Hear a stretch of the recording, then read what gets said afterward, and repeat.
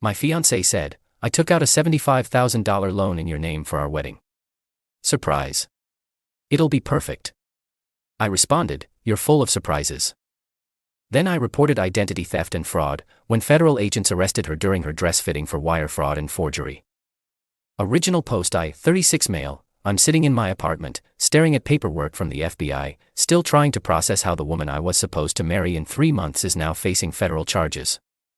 2 weeks ago, my fiancée Natalie, 33, destroyed our entire future with what she called a surprise gift.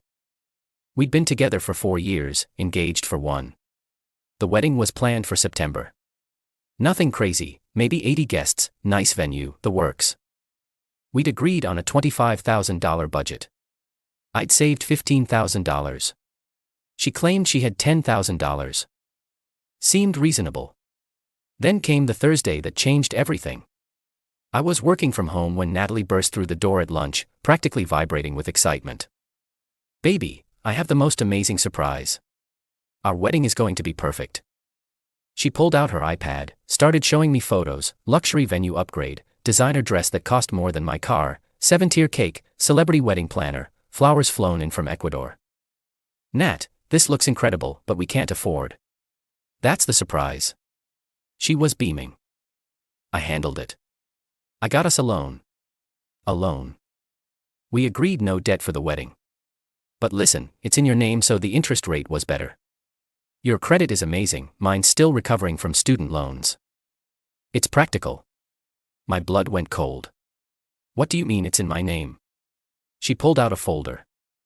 Loan documents. $75,000. My name. My social security number. My forged signature. I practiced your signature for weeks to get it perfect. Isn't that romantic? I stared at her. This woman genuinely thought forging my signature on a $75,000 loan was romantic. "Natalie, you committed fraud." Her smile faltered. "It's not fraud. We're getting married. What's yours is mine. We're not married yet. And even if we were, forgery is still illegal. You're overreacting. I did this for US." I stood up, walked to the bedroom and locked the door. Called my brother, who's a cop. He told me exactly what I already knew. This was identity theft, wire fraud, forgery, federal crimes. While Natalie banged on the bedroom door crying about how I was ruining everything, I did 3 things. 1. Called the bank, reported the fraudulent loan, checked my credit report. She'd also opened 2 credit cards I didn't know about. 3. Called the FBI's fraud hotline. The agent I spoke to was very interested when I mentioned the amount and that it crossed state lines. The loan was from an online lender based in another state. Update 1. The next morning while Natalie was at her yoga class, I went to the FBI field office with every document I could find. The loan papers, the credit card statements, screenshots of her texts admitting to it. She'd actually bragged to her bridesmaids group chat about her brilliant solution. Special Agent Rodriguez took one look at the forged signatures and whistled low. "Ma'am really thought this was okay. She thinks we're getting married so it doesn't count. That's not how the law works." They opened a federal investigation immediately. Wire fraud over $50 is a serious federal offense. The forged signatures were almost perfect. She'd clearly practiced extensively, which showed premeditation. When I got home, Natalie was waiting with her mother, Barbara, and sister Qley. "How dare you," Barbara screamed. "Natalie told us what you did, calling the FBI on your own fiancé. She committed fraud, Barbara. She was planning your wedding. With money she stole by forging my signature." Qley jumped in. "It's not stealing if you're getting married. God, you're so dramatic." Natalie was crying those perfect manipulation tears. "I just wanted our day to be perfect. Every girl dreams of her perfect wedding. Every girl doesn't commit federal crimes to get it. You're really going to ruin my life over this. You ruined your own life when you forged federal loan documents." Barbara threatened to call everyone and tell them what a monster I was. "Everyone will know you had your fiancé arrested." "Good. Tell them why while you're at it." I served Natalie formal eviction papers. She wasn't on the lease. She had 30 days to get out.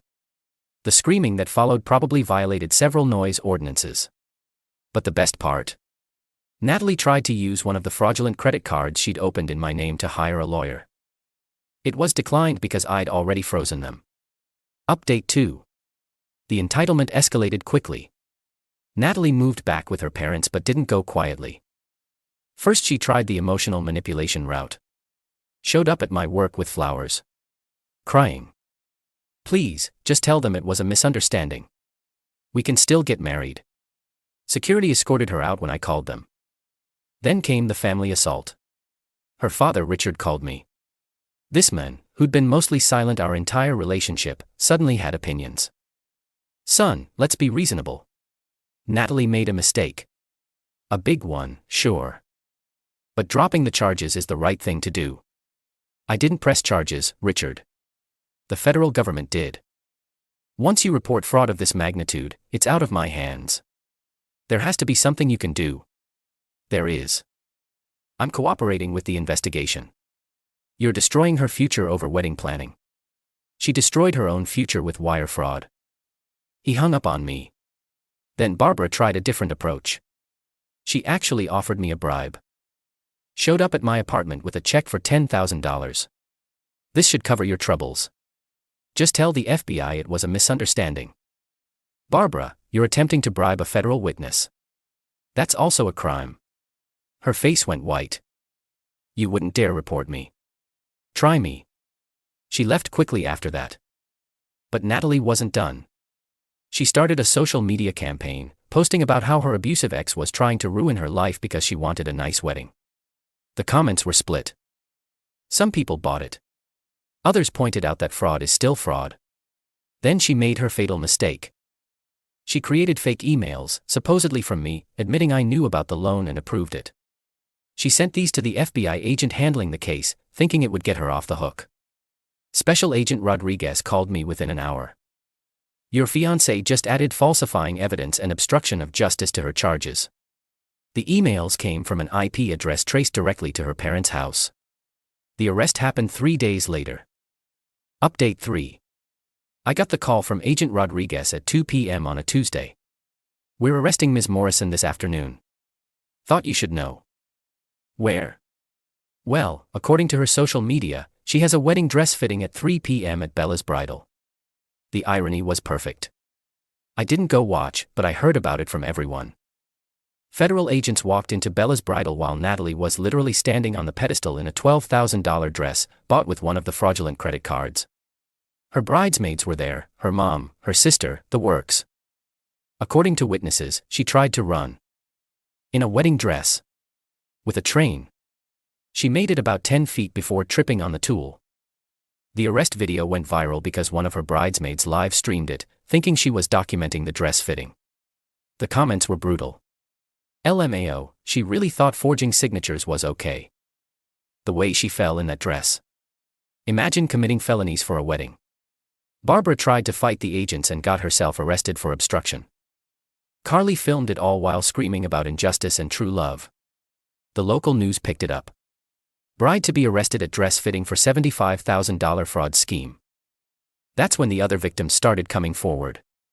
Update 4. Turns out, I wasn't Natalie's first victim. Once the arrest made news, 3 of her exes reached out to me. Tom dated her 2018 to 2019. She'd taken out credit cards in his name. Racked up $20,000. He'd paid it off just to make her go away because she threatened to everyone I was abusive if I reported it. Miguel, 2016 to 2017. She'd forged his signature on apartment lease documents and skipped out, leaving him with months of unpaid rent. She said it was romantic that she wanted to live somewhere nice for us. Derek, 15. She'd actually sold his car while he was on a business trip and used the money for a shopping spree. Title fraud. He'd been too embarrassed to report it. Update 5. We all met up at a bar, 4 guys whose lives had been turned upside down by the same woman. Derek brought receipts, literally. He'd kept everything, including text messages where Natalie admitted to selling his car but said he was materialistic for caring about a stupid vehicle more than their love. We created a shared document with all our evidence and sent it to the FBI. The investigation expanded. More federal charges were added. The prosecutor called it a pattern of fraudulent behavior spanning nearly a decade. Barbara, out on bail from her obstruction charge, called me crying. "You've destroyed our family. Natalie's looking at years in prison." Natalie destroyed herself, Barbara. I just stopped being victim number 5. She only wanted nice things. Is that a crime? The fraud part is, yeah. You could have just paid for the wedding. With what? The money she stole from me. You're supposed to provide for your wife. She's not my wife. Thank God. The engagement ring. Natalie refused to return it, claimed it was a gift. I had to take her to small claims court to get it back. She showed up in a white dress to small claims court and told the judge that keeping the ring was compensation for emotional distress. The judge, an older woman who'd clearly seen everything, looked at her over her glasses. "Ma'am, you're facing federal fraud charges. The ring goes back to him." Natalie screamed that the system was rigged against women who just wanted love. Update 5. The federal trial was set for 6 months out, but the drama didn't stop. Natalie, out on bail with an ankle monitor, decided her best defense was to prove we were spiritually married and therefore the fraud wasn't real.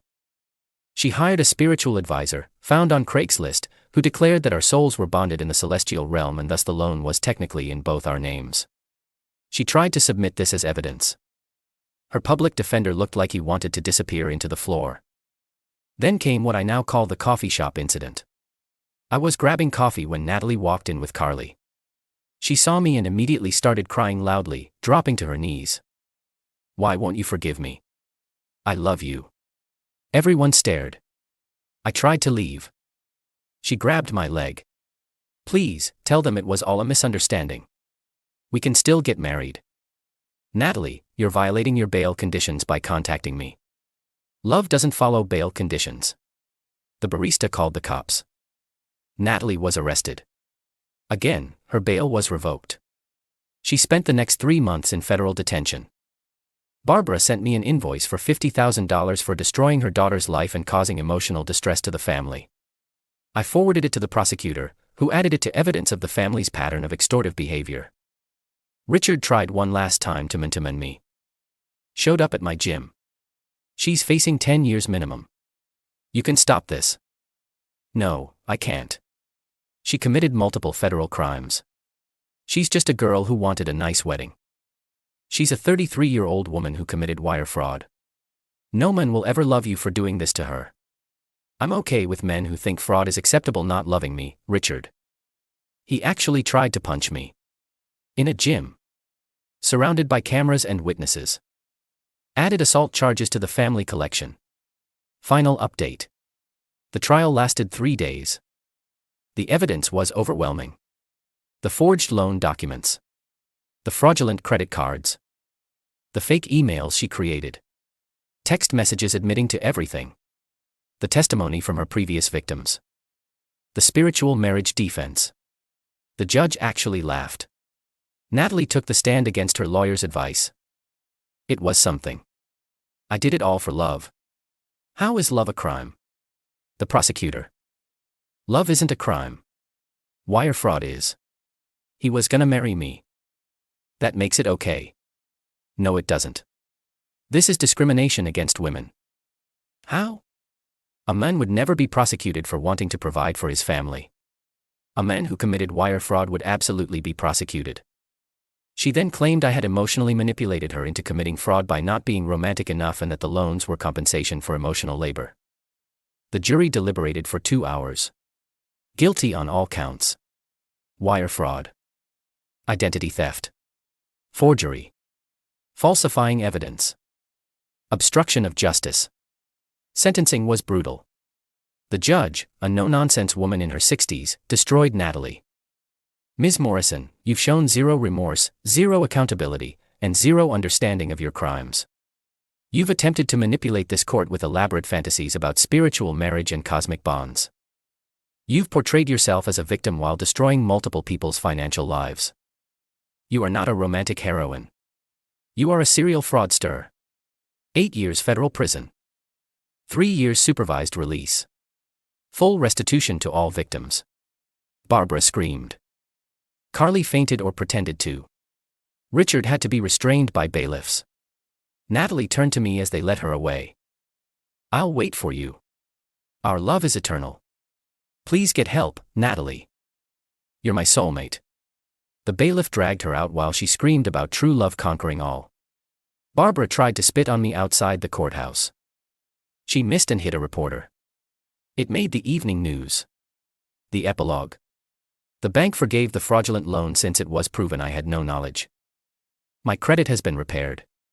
I'm in therapy to deal with the trauma of almost marrying a sociopath who thought fraud was romantic. I still have the engagement ring. Sold it and used the money to take a vacation. Alone. It was perfect. The other victims and I have a group chat now. We call ourselves Natalie Survivors Club. Derek just got engaged to someone new. His fiancée thinks the whole story is hilarious and says it's why she insisted on keeping their finances completely separate until after marriage. Last I heard, Natalie is writing a book from prison about being persecuted for love. Her working title is Fraud and Prejudice, a modern love story. The publisher passed. Barbara and Richard had to sell their house to pay for lawyers and the various lawsuits. They blame me, not their daughter who committed multiple felonies. Qley started a blog about injustice in the justice system. It has 12 followers, mostly family members. The wedding venue. They kept the deposit, all $5,000 of it, paid with one of the fraudulent credit cards. They're using it as a cautionary tale in their contracts now about why they verify all payment methods. The dress shop. They're suing Natalie for the $12,000 dress she was arrested in. Apparently you can't return a dress that's been in federal custody. Me. I'm background checks. My new girlfriend thinks the story is wild and jokes that she'll only commit misdemeanors for me, not felonies. It's weirdly romantic. The moral of the story? When someone shows you who they are, especially when they're literally committing crimes and calling it love, believe them and run fast. Oh, and always monitor your credit report. Always.